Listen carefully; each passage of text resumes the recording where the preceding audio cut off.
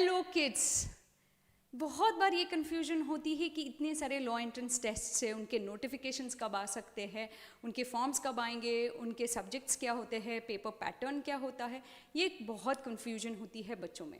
So in an attempt to resolve these confusions for the law aspirants, Yes Academy has come up with this initiative where हम हर एक law entrance test के बारे में आपको detail में information देंगे. Hi, I'm Amruta Chajit from Yes Academy, and today we are going to talk about LSAT. Let's start. So LSAT is Law School Admission Test. ये conduct किया जाता है global body की तरफ से. उसका नाम है LSAC. So this is LSAC we are talking about today. That is Law School Admission Council. Like I said, it's global. And ये इवैल्यूएट करती है स्टूडेंट्स की परफॉर्मेंस को, लेकिन कॉलेज डिसाइड करता है कि इस स्टूडेंट को एडमिशन देनी है यानी depending on the percentile, depending on the scale score. इसके बारे में हम और बात करेंगे. So law school admission council, इसका पेपर पैटर्न क्या है? Let's understand the paper pattern of LSAT. This exam is conducted twice a year, that is in the month of January and June. हाल ही में 22 जनवरी को एक अटेम्प्ट हुआ है, अब अगला अटेम्प्ट होगा जून में. एग्जाम मोड ऑनलाइन होता है and it is artificial intelligence proctored, that's AI proctored. ये AI प्रॉक्टर्ड इसलिए होता है क्योंकि आप इस एग्ज़ाम को घर पे बैठ के दे सकते हो.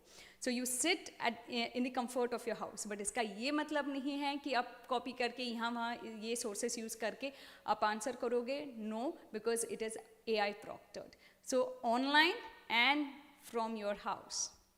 नेक्स्ट वन, इसकी फीस है 3,999 and the duration is 2 hours 20 minutes. Now let me give you more information on the duration. अगर आप देखो तो 2 hours 20 minutes है, so minutes में 140 minutes है. There are 4 sections. Every section has 35 minutes.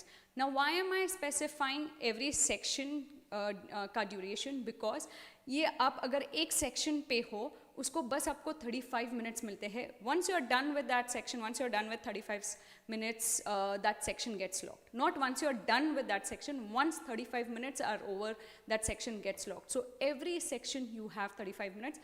Unlike बहुत जो बाकी के लॉ एंट्रेंस टेस्ट है कि आपको 120 मिनट्स दिए जाते हैं. So how much ever time you want to take every section, it's totally up to you. लेकिन यहाँ पे ऐसा नहीं है. पर section you get 35 minutes. So now 2 hours 20 minutes which is equal to 140 minutes. 4 sections, हर एक section के लिए 35 minutes. Let's go further. The number of questions is 92 to 95. Okay, so this is the total number of questions. Obviously 90 to 95 marks है, and every section will have approximately 23 questions.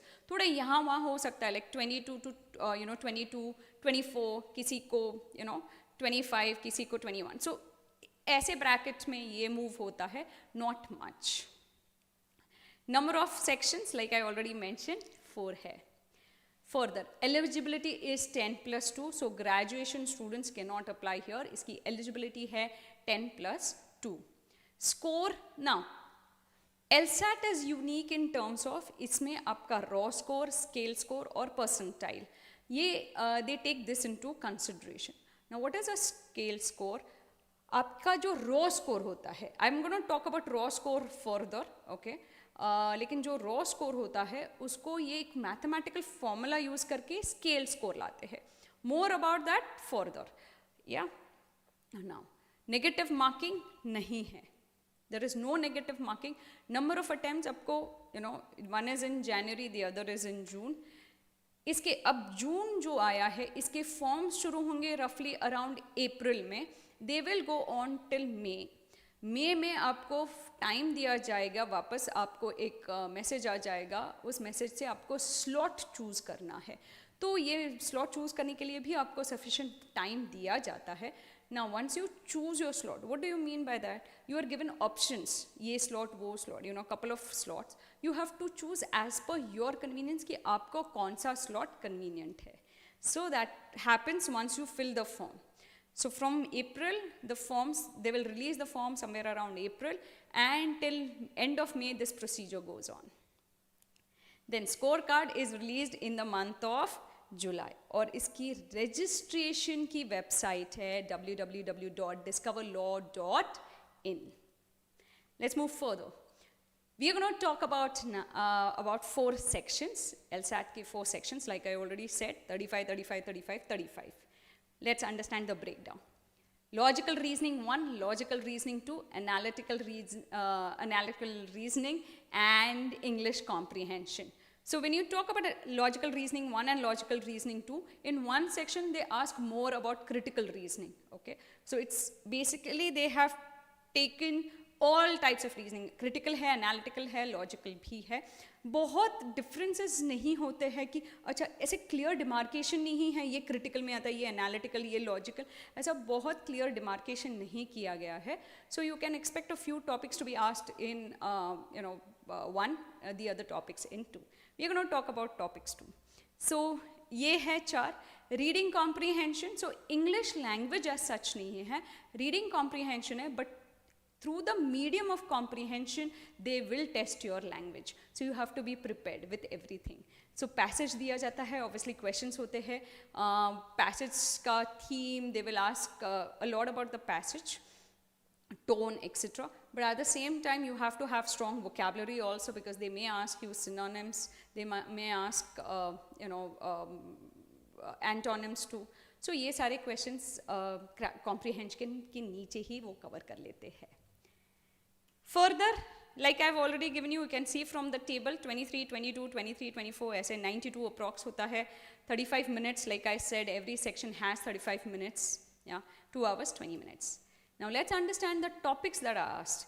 Analytical में you have comparison, selection, arrangement, logical deduction, coding, decoding, family based questions, direction, ये सारे topics आपके analytical में आते हैं. Logical reasoning में combining both 1 and 2, Venn diagram, clock, calendar, cubes, blood relation, seating arrangement, syllogism, logical matching, ये सारे आपके logical reasoning के section में आते हैं. Now please remember one thing कि though you think कि questions कम हैं, time ज़्यादा है, but बहुत elaborate questions होते हैं, बहुत information दी भी जाती है, and so you take time reading that information to absorb that, to calculate all that information. So इसीलिए ऐसा नहीं है बहुत time है, you still have to practice a lot for the LSAT exam. And the last, like I said, reading comprehension, passage based, it could be based on technology, sociology, economics, law, philosophy, psychology, ये सारों पे based हो सकता है. So you have to practice a lot. Time management is very crucial in any law entrance test. And आप manage time तब कर सकते हो जब आप बहुत सारे मॉक टेस्ट सॉल्व करते हो. पैटर्न बेस्ड मॉक टेस्ट, मतलब अगर LSAT आप अपीयर कर रहे हो तो LSAT के बेस के ऊपर mock test. Continuing, now I have just 2 questions यहाँ पे, एक लॉजिकल रीजनिंग का क्वेश्चन, एक analytical, just to give you a feel of what kind of questions are asked. Okay, yeah let's move on. So let's look at this question. No one who has a sore throat need consult a doctor because sore throat will recover without medical intervention. तो यहाँ पे उनका बोलना है कि अगर sore throat है कि आप डॉक्टर के पास जाने की ज़रूरत नहीं है, आप without medical intervention इसको घर से ही kind of क्योर कर सकते हैं. उनका अगला पॉइंट देखिए, in recent years severe cases of now epiglottitis have occurred. Please remember this, severe cases. Epiglottitis is a condition that begins with sore throat and deteriorates rapidly in such a way that the throat becomes quite swollen, thus restricting breathing. Sometimes the only way to save a patient's life in these circumstances is to insert a plastic tube into the throat below the blockage so that the patient can breathe. It is highly advisable in such a case that sufferers seek medical attention when the first symptoms occur. That is before the condition deteriorates. Now, quickly, पहले उन्होंने बोला है sore throat, okay, and वो घर से ही आप cure कर सकते. फिर उन्होंने बात की है about epiglottitis, जिसका first sign है sore throat, okay, and then they saying कि अगर time से आप नहीं ध्यान रखोगे तो ये condition deteriorate होता है जहाँ तक कि patient breathe भी नहीं कर पाता है. बट इसका फर्स्ट सिम्टम उन्होंने क्या बोला है, सोर थ्रोट, और ऊपर क्या बोला है कि सोर थ्रोट को मेडिकल असिस्टेंस की जरूरत नहीं है. And last में they have said the only way to save a patient's life, or it is advisable in such cases that medical attention is sought when the first symptom occur. ठीक है, अब आगे देखते हैं. Which one of the following is the best statement of the flaw in the argument? कुछ flaw है इस argument में. What is the flaw? Okay, flaw as in कुछ problem है. Something they are not saying, something that they are saying is not correct. तो देखते हैं. The author draws a general conclusion on the basis of evidence of a particular instance. The author assumes that similar effects must have similar causes. The author uses a medical term epiglottitis and does not clarify its meaning. The author makes two claims that contradict each other. The author bases her conclusion at the end of the passage on inadequate evidence. Now यहाँ पे if you go to see, D answer is correct because पहले उन्होंने बोला sore throat does not need medical intervention, और फिर बोलते कि जब आपका sore throat शुरू होता है तभी आपने डॉक्टर के पास जाना चाहिए. So it does not lead to epiglottitis. Okay. So yes, that argument, that point that statement is correctly depicts the flaw. So ऐसे आपको ये solve करना है. Next one, analytical. We are not really going to solve, but just a question type. On a particular Sunday, a student will perform 6 activities: grocery shopping, hedge trimming, jogging, kitchen cleaning, laundry, and motorbike servicing. Each activity will be performed once, one at a time. The order in which the activities are performed is subject to following conditions. Grocery shopping has to be immediately after hedge trimming. Kitchen cleaning has to be earlier than grocery shopping. ये सारे आपको conditions दिए हैं. The question is, if laundry is earlier than kitchen cleaning, then hedge trimming must be 5th, 4th, 3rd, 2nd, 1st. इसमें से आपको option चुनना है. So obviously you're going to solve as per the given questions और आपको answer मिलेगा. So such type of questions are asked. Now, like I said, LSAT आप घर से दे सकते हो, लेकिन घर से देने के लिए you need some setup. So we are going to talk about what kind of setup do you need to take the exam from home. A quiet, well-lit private room in which you can take the test with a table or a desk. Okay, transparent glass walls are not considered part of a private room and are prohibited. Okay, so it has to be proper 4 दीवारों में बैठ के आपको देना है. Glass walls, glass partitions are not considered as well क्योंकि उसके through आप देख सकते हो. ठीक है. Then a laptop or desktop computer with a Windows or Mac operating system and at least 1024 MB of RAM, which is pretty achievable. Common है ये अब. Then webcam, a microphone, a strong and stable internet connection. फिर आपको चाहिए Chrome या Firefox web browser. Now last thing बहुत important है, and I still remember कि one student was struggling because उसने administrative rights नहीं थे उसके पास लैपटॉप के. So that is administrative rights to the computer on which you will take the test. Now क्या होता है कि अगर admin rights नहीं होते हैं तो बहुत बार आप डाउनलोड नहीं कर सकते हो कुछ. And here you have to download the software for because it is AI proctored. So remember that, download the not download the software but have admin rights. आगे types of scores. Now this is important. We are going to talk about raw score, percentile scores, scale score. Raw score easy to understand. 90 to 95 marks के question होते हैं. Let's take for example 92 questions का paper है, उसमें से आपके 60 सही है तो आपका raw score is 60 on 92. That is known as the raw score. ठीक है. बट रॉ स्कोर पे ये रॉ स्कोर आपको नहीं देते हैं, ये आपको स्केल्ड स्कोर्स देते हैं. तो रॉ स्कोर पे एक फॉर्मूला, एक मैथमेटिकल फॉर्मूला यूज़ किया जाता है and then you get your scaled score which is approximately between 420 to 480 पे स्केल्ड स्कोर होता है. नाउ ये कैसे कैलकुलेट किया जाता है, what is the mathematical formula, you really don't need to worry about that. Okay, what you just need to worry is about your raw score. Obviously अगर आपका रॉ स्कोर ज़्यादा होगा तो स्केल्ड स्कोर भी उसके हिसाब से आएगा. ठीक है. Third thing is percentile score. Now percentage is different and percentile is different. Okay, percentile का मतलब है आपके नीचे कितने लोग हैं.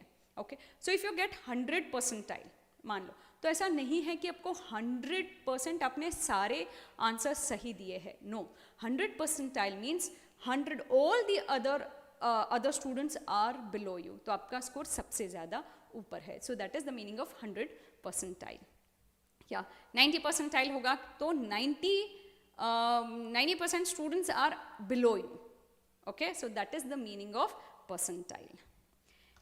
Now when if you want scholarship, you have to achieve at least a kind of a percentile of 99. Yeah. Now अभी तक का मान लो एक एक्सपीरियंस बोलो या इंफॉर्मेशन जो पता है उस हिसाब से, if you score anywhere between 70 to 80, I am talking about the raw score right now, 70 to 80 के बीच में अगर आप स्कोर करते हो out of 92, so you reach somewhere around the 99 percentile, आपको स्कॉलरशिप मिल सकती है. अगर एडमिशन चाहिए कोई you want to get admission, तो अगर इसके बारे में बात करो तो रफली around so if a student has got a percentile of 100 score around 80%, okay, then if the percentile is 80%, मतलब I'll give you an easy example. आपको to get scholarship, I told you what your score should be.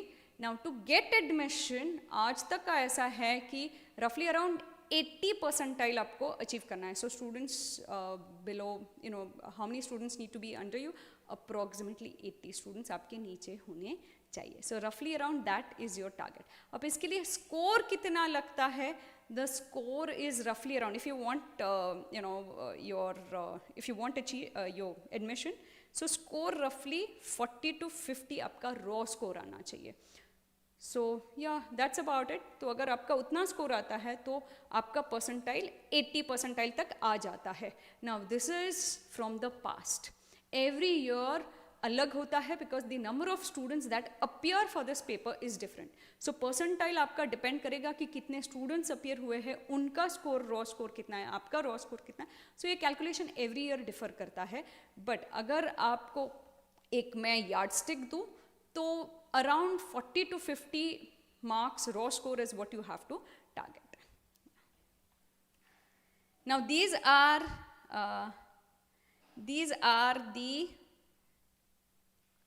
colleges.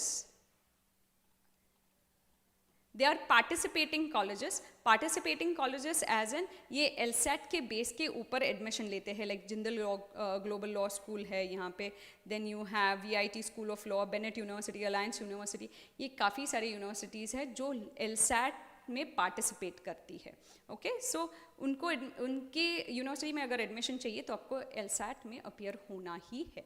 So this is a list. अगर आप देखोगे, या Sai university, Mahindra university, Manav Rachna university, GD Goenka university, Amity university, Amity में काफ़ी सारे हैं, then Lloyd law college. So all this, अगर इसमें आपको एडमिशन चाहिए तो you have to appear for LSAT. Okay, and there are other colleges also. These are, then you have Asian Law College, Kalinga University, SRM University, Shobit University, IISBR Business School, Geetam School of Law, Indore Institute, Amity again. So all these, Birla University है, इसमें काफ़ी सारे हैं. ठीक है? So yes, that's about LSAT. I hope I have given you the required information. Still, if you have any other doubts, please put them in the comment section and I will definitely reply to those queries. Thank you so much.